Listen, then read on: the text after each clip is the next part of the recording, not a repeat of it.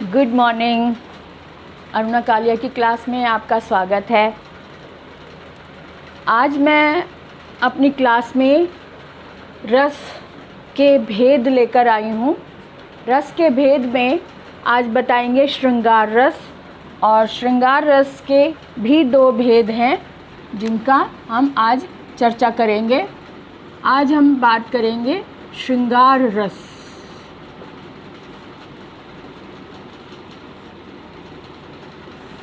श्रृंगार रस यानी कि जिसके अंदर मिलन भी है और वियोग भी है। दोनों ही पलों में मन जो है प्रफुल्लित रहता है।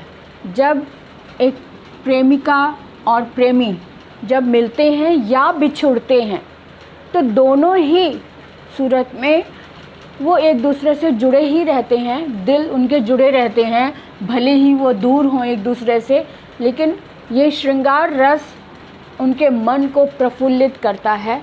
इसलिए श्रृंगार रस प्रेम का रस है, जिसमें प्रेम प्रस्फुटित होता है।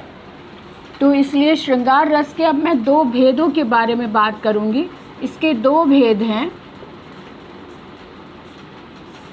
एक है संयोग रस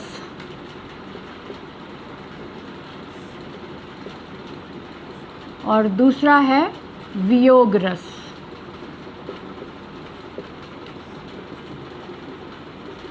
संयोग रस जैसा कि शब्द से ही प्रतीत हो रहा है, जब प्रेमी प्रेमिका पास होते हैं, एक दूसरे से वार्तालाप कर रहे होते हैं, एक दूसरे को स्पर्श कर सकते हैं, तो ऐसे समय को हम संयोग रस में रखते हैं। यानी कि जब कवि अपने काव्य में संयोग रस का पालन करते हैं, तब प्रेमी प्रेमिका के मिलन को दर्शाते हैं। अब इसमें एक उदाहरण मैं आपको समझा दूं। इसके उदाहरण के रूप में हम अच्छे से इसे समझ सकते हैं। ये उस समय का वर्णन है जब सीता जी एक वाटिका में आती हैं और पहली बार रामचंद्र जी को देखती हैं। तब उसी समय वो मन ही मन में उन्हें अपना पति स्वीकार कर लेती हैं, उन्हें अपने प्रणय बंधन में स्वीकार कर लेती हैं मन ही मन। तो उस समय का ये एक दोहा है, एक कविता है जो मैं यहाँ लिखना चाहूँगी। एक पल मेरे प्रिया के दृग, एक पल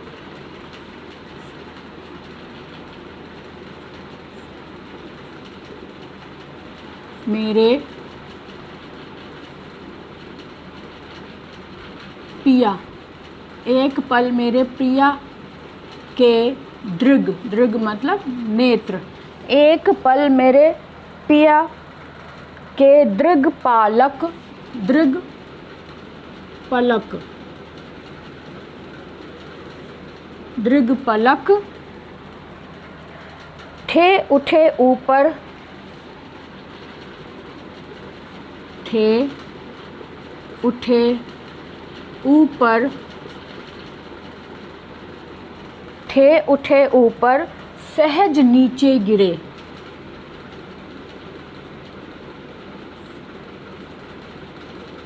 सहज नीचे गिरे।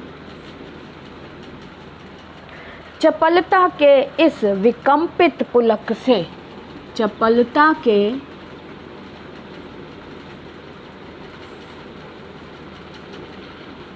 इस विकम्पित,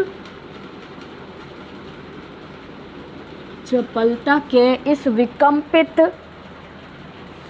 पुलक से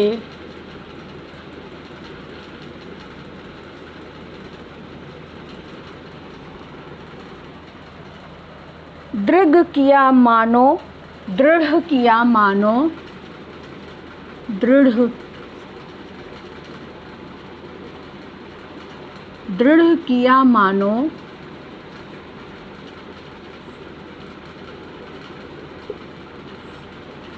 दृढ़ किया मानो प्रणय संबंध से, प्रणय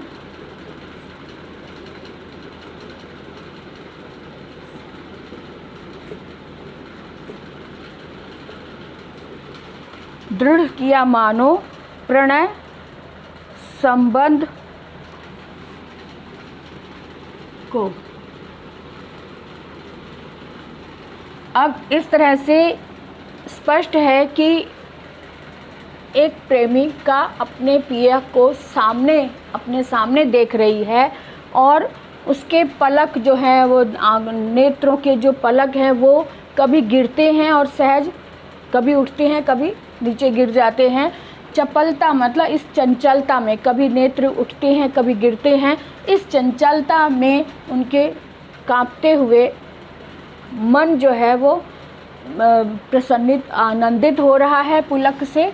दृढ़ किया, अब ऐसे समय में उन्होंने अपने मन ही मन में दृढ़ कर लिया प्रणय संबंध को, उनके साथ प्रणय संबंध को भी स्वीकार कर लिया है।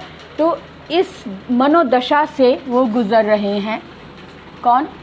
माता सीता और रामचंद्र जी। रामचंद्र जी भी सामने से देखते हैं दूसरी वाटिका में, और सीता माता के बारे में ये काव्य है, ये पंक्तियां हैं। तो आप महसूस कर सकते हैं कि संयोग रस का इसमें कितना सुंदर पुट नज़र आ रहा है ना। तो अब दूसरा मैं एक उदाहरण ले लेती हूँ। अब ले लेते हैं हम वियोग रस का। इसको मैं निकाल दूँ या नीचे लिख देती हूँ। वियोग रस का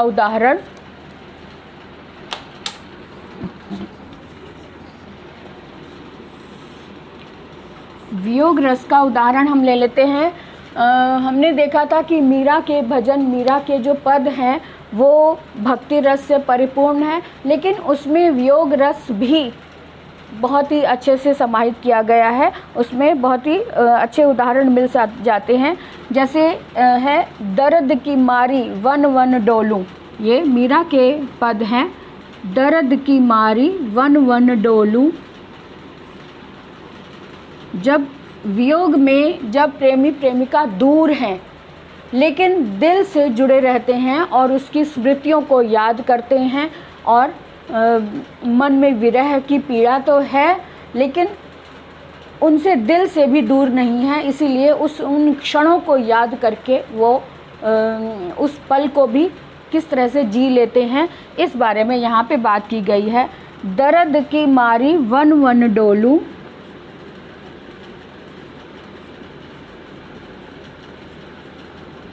वन वन डोलूं,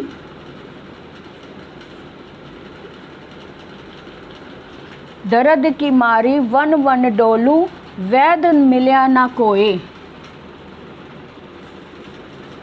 वैद मिल्या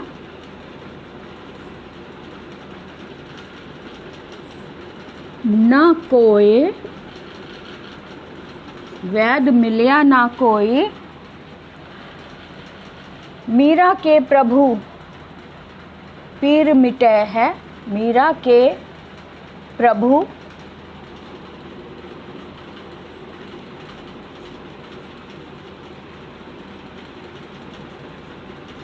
पीर मिटे हैं,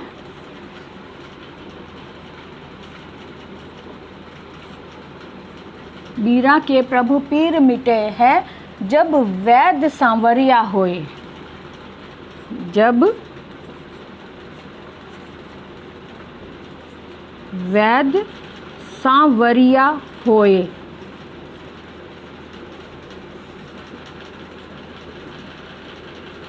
यानी कि मीरा वन वन डोल रही है, अपने पति को ढूंढ रही है, अपने प्रेमी को ढूंढ रही है, और उन्हें इस दर्द को मिटाने के लिए कोई भी वैद्य नहीं नज़र आता, कोई भी ऐसी दवा नहीं है जो उस दर्द को मिटा सके। और मीरा कहती है कि मीरा के प्रभु पीर मिटे हैं। पीर तभी मिटेगी जब वैद्य के रूप में सांवरिया उन्हें मिलेगा। तो ये इस तरह से वियोग रस से परिपूर्ण है ये पंक्तियाँ। तो इसलिए हम समझ सकते हैं कि वियोग में भी प्रेमिका या प्रेमी अपने प्रेमी या प्रेमिका को ही स्मरण रखता है, उसी की यादों में ही खोया रहता है, और यही दोनों भाग श्रृंगार रस के अंतर्गत आते हैं। तो ये बात स्पष्ट हो गई होगी, है ना। तो अब मैं आगे लेती हूँ हास्य रस। हास्य रस जैसा कि शब्दों से ही प्रतीत हो रहा है, कि जिस काव्य को पढ़कर या सुनकर अनायास ही हंसी निकल जाए वो हास्य रस। तो हास्य रस के आपने सुना होगा कि आजकल भी चैनल पर बहुत से हास्य कवि दिखाई दे जाते हैं, सुनने को मिल जाते हैं, लेकिन बहुत प्रसिद्ध हुए हैं काका हाथरसी या एक नरेंद्र, जो अपनी पत्नी के बारे में के ऊपर ही सारी काव्य लिखते थे और बोलते थे। तो यहाँ पर मैं हास्य रस के बारे में बात करूँगी। हास्य रस का एक छोटा सा उदाहरण मैं आपको बता दूँ। हास्य रस को समझना मुश्किल नहीं है, बहुत ही आसानी से इसे समझा जा सकता है। हास्य रस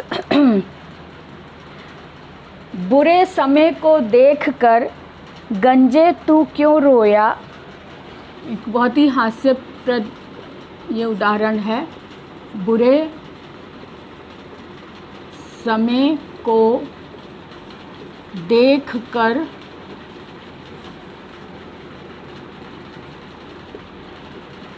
गंजे तू क्यों रोया।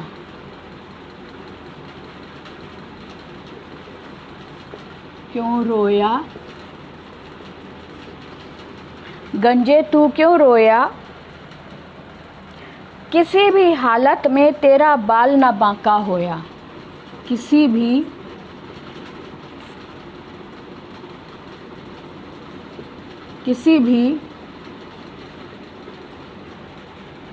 हालत में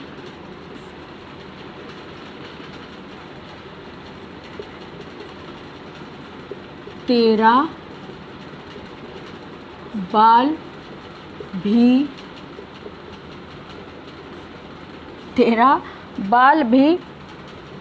बाल ना बांका होया।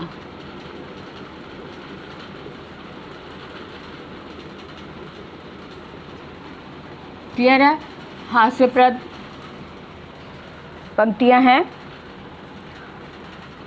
एक और उदाहरण ले लेते हैं। हाथी जैसी देह, गैंडे जैसी चाल। हाथी जैसी देह,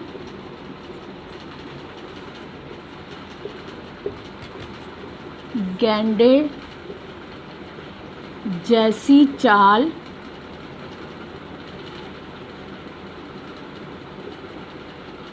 गैंडे जैसी चाल,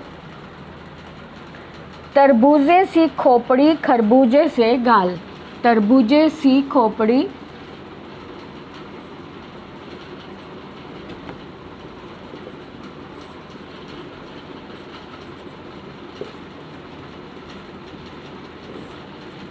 खरबूजे से गाल।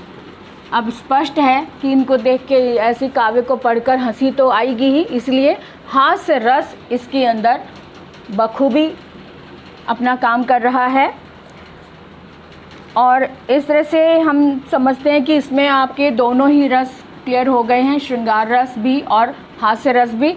आप पुस्तकों की सहायता से और भी बहुत सारे ऐसे ही उदाहरण प्रस्तुत कर सकते हैं, उदाहरण इकट्ठा कर सकते हैं और उसे समझ सकते हैं। मुझे लगता है ये काफ़ी अपनी बात क्लियर हो गई है। अब यही कहूँगी कि भी सब्सक्राइब ज़रूर करें। अभी भी बहुत से दर्शक ऐसे हैं, बहुत से विद्यार्थी ऐसे हैं या बहुत लोग जो सब्सक्राइबर्स हैं वो तो देख ही रहे हैं, लेकिन और भी लोग देख तो रहे हैं चैनल को, लेकिन सब्सक्राइब नहीं कर रहे हैं। तो इसलिए मेरा फिर से हाथ जोड़कर अनुरोध है कि सब्सक्राइब ज़रूर करें और लाइक भी करें और कमेंट भी करें। और सब्सक्राइब जब करें तो उसमें बेल आइकन को ज़रूर टच करें, ऑल को भी देखें, ऑल पर भी पुश करें। इस तरह से कोई भी नोटिफिकेशन आपसे छूट नहीं पाएगा, हर वीडियो आपके पास पहुंचेगा। तो अगले वीडियो तक के लिए